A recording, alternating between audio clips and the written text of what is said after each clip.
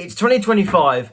I'm back. Welcome back to the Woodwork. Hello everybody, welcome back to the channel. I hope you had a great Christmas and a lovely new year. Today we're going to be going over Premier League Match Day 21. So the games that happened on Tuesday night, Wednesday night and Thursday night. And then we'll be looking ahead to Premier League Game Week 22 as I go through each of the teams. For anybody that may be new to the channel, this is how it works. I will go through every single Premier League game with the most important first. So if your team ends up towards the end of the video, please don't be offended. It's just how I like to do things. And I'm going to go through one talking point per team, little discussion point that maybe everyone could talk about in the comments, for example. So anyway, let's get into the first game, the North London derby. Arsenal 2, Tottenham 1. My discussion point for Arsenal is that over the Christmas break, there's been a lot of pressure on Mikel Arteta with Arsenal starting to drop points, not looking their best. Obviously, with the Carabao Cup losing to Newcastle, they're going into a game on aggregate 2-0 down. They've got to go to St James's Park and try and turn it around. Not looking likely. Champions League, I mean, there's a lot of teams that I would say are better than Arsenal right now that are in the knockout stages alongside them. And with the Premier League, the title's not looking probable. And it's Mikel Arteta's fifth year as Arsenal manager, and he's picked up one trophy. So there's been a lot of pressure on him. And the talking point now is, now they've got past Tottenham in the Premier League, done a double over Spurs, does this take the pressure off Mikel Arteta? Because if you look at AFTV, you'd think he's killed their dog or something. But Arsenal, things could be much worse. Look at Tottenham, 14th in the Premier League. Where is their season going? Okay, they have got the advantage going into the game against Liverpool in the Carabao Cup semi-final second leg at the start of February after beating them 1-0 at the Tottenham Hotspur Stadium. So they go to Anfield with a 1-0 lead. It's a slender lead being taken to a very dangerous ground. And, they've only won a third of their games this season in the Premier League. 21 games, 7 wins. The only thing that can really save their season is domestic competitions. They're still in the FA Cup and the Europa League. That's really the only thing that can save Tottenham's season now.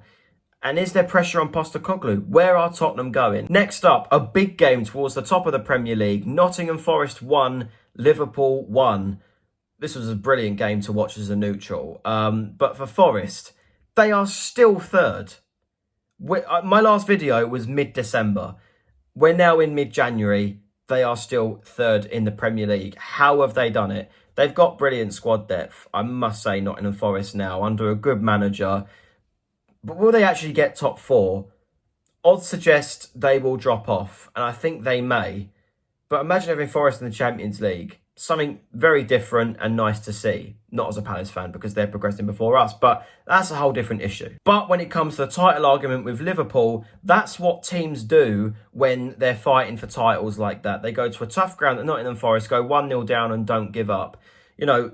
Brilliant masterclass in Marne Slot, bringing on Diogo Jota, and he scored with his first touch, headed from a corner. But they're now 4 points clear of Arsenal. They still have to play Arsenal at Anfield in the Premier League. They've got a game in hand against Everton, at Goodison Park. Surely they can't bottle this 4-point lead. They've got to win the title, surely. Next up, a topsy-turvy game at Stamford Bridge. Chelsea 2, Bournemouth 2. Now, for Chelsea's talking point, it's now 5 games without a win. This was a team that in December we were talking about fighting for the title with Liverpool. They're now out the top 4 completely. They're 5th in the Premier League.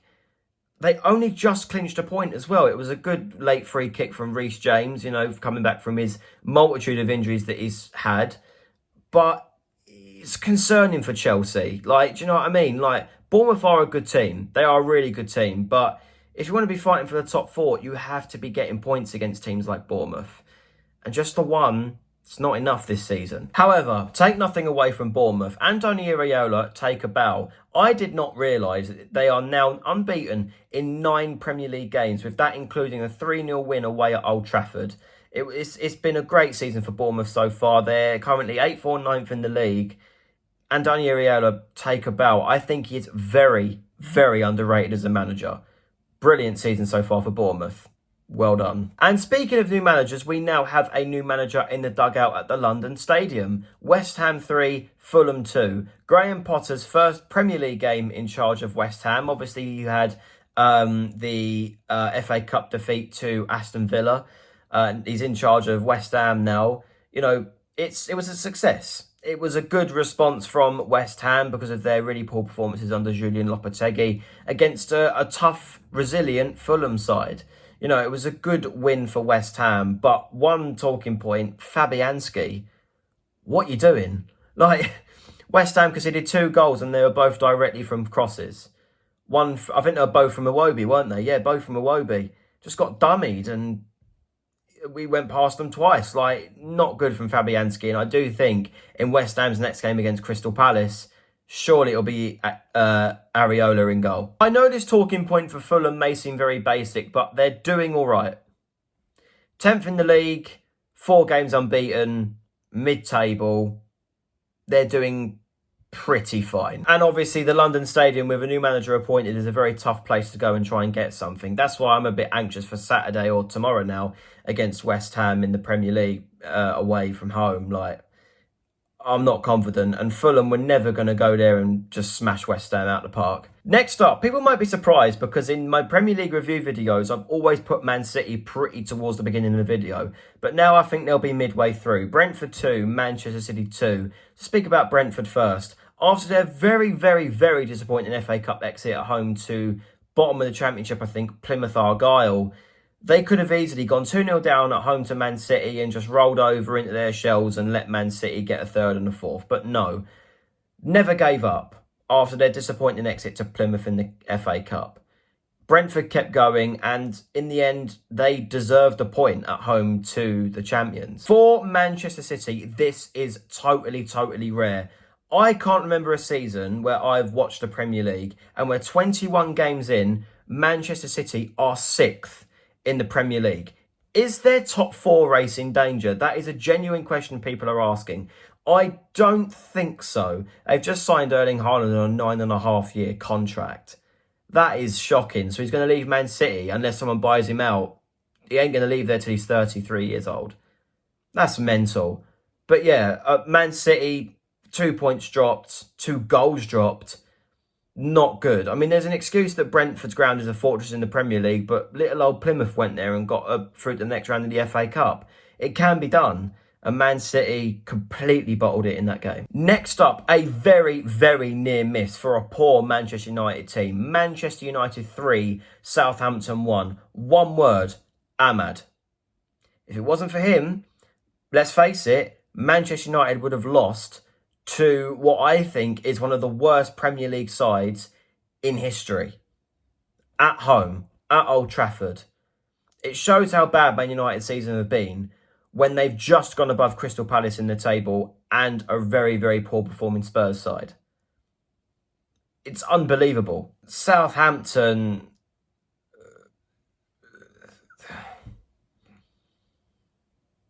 relegation. Newcastle 3, Wolves 0. How clinical is Isak?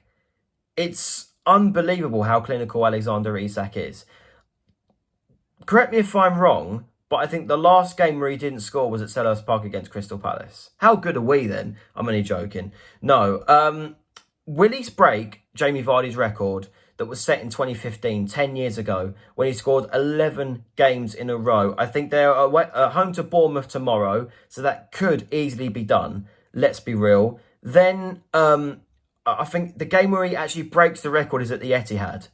Imagine if he does that there. What a ground to break the record. But Alexander Isak, how clinical is he? For Wolves, look, the last review I did of Wolves, I slaughtered them and basically said, like, what are they playing at with Gary O'Neill? Since then, they've got rid of Gary O'Neill and they've hired Vitor Pereira. But that's now 3 games without a win under Vitor Pereira. Is that his honeymoon period over? A little bit like Ruud van Nistelrooy at Leicester. You know, Ruud van Nistelrooy got the 3-1 win at home to West Ham, and then he's 7 Premier League games without a win. Will we see the same thing for Wolves? Are they getting sucked back into the relegation dogfight? And speaking of Ruud van Nistelrooy, get in there. Leicester City 0, Crystal Palace 2. Let's speak about Leicester first of all. I do not understand why they got rid of Steve Cooper. I don't have a clue. Like, if they've genuinely thought Ruud van Nistelrooy was going to get them over the line, they've really, you know, got this one wrong. And I don't actually think Van Nistelrooy will last till the end of the season as Leicester boss.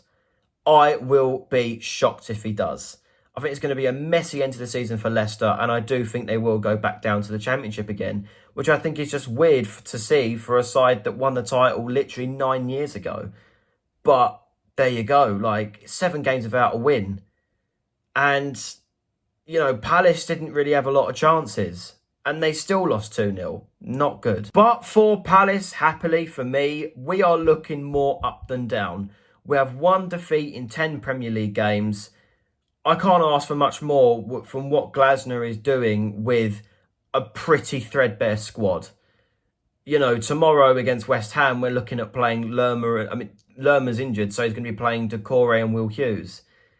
And then behind him is Jeffrey Schlupp, Justin Devaney, Daichi Kamada. It's not a great, you know, backup, but it is what it is. We're looking more up than down. We did go up above Manchester United for 24 hours, but let's hope tomorrow we can go back above them again. Get in there. I can't ask for much more from us right now. Next up, the other game that took place last night, Ipswich 0, Brighton 2. Good win for Brighton, but for Ipswich, they are in a bit of a dogfight with Wolves, aren't they? And I think this is how it's going to be for the rest of the season, where one will win, the other will win, and then one will lose, the other will lose. I think it will be a very tight relegation battle at the end of the season between Wolves and Ipswich. I don't think the table is going to look much different between now and the end of the season, especially down the bottom. I think top 4 titles done. I think top 4 maybe fight for Europe. Fight for Europe's actually quite intense this season. But then you've got the relegation. I think it will just be between Wolves and Ipswich. I think 16th, whoever it is, will pull away. The bottom 2 will already be down. And then the last game will be Ipswich and Wolves, 100%. Do they have it in them to stay up? They do, if their players are a bit more clinical and getting into more goal-scoring positions. You know, I think they've got to pass it around a bit more and not just hoof it towards goal. Sometimes it will happen. They'll clinch at 1-0. But other times it doesn't work, and it shows that they're 18th in the league right now. For Brighton, it is actually their first Premier League win since November. And that second goal was one of the worst set-piece goals I've ever seen in my life. I'm going to say it. It was an awful ball in. The Ipswich defence, I don't know what they were doing. Reuters tapped it into the corner. 2-0. I mean, it's clinical, but it wasn't great. And finally, the last Everton-Villa matchup at Goodison Park, the Gareth Barry derby. It's all I can really, you know, it's what I can only really call it. But Moyes' first game in charge as Everton boss after Everton sacked Sean Dyche last week. They're just not clinical enough, are they? Like, you know, I think they're, again, another one of them that are trying to push up the table a little bit more. And they're at home to a Villa team that have a much worse away record than home. You just think that Everton would, you know, have a bit more attacking threat in front of goal. And they got into good positions, just can't finish chances off. And I think it's been the story of Everton for quite a long time. For Aston Villa, good 1-0 win. Were clinical when they needed to. Ollie Watkins showing John Duran who's boss. 7th in the league, and I think it is thoroughly deserved that they get that European place right now with 17 games left of the season for them. There we go, guys. That is all 10 games reacted to and reviewed. My next video will be, what's that, week commencing the 27th of January at some point, reacting to that Premier League game week, or I might be looking at the FA Cup. Who knows? But anyway, like, share, subscribe to the Woodwork. You'll find my own videos about Palace Without Mason YouTube channel. A link in the description below. So go and check that out. Subscribe to me and subscribe to the Woodwork. See you guys very, very soon.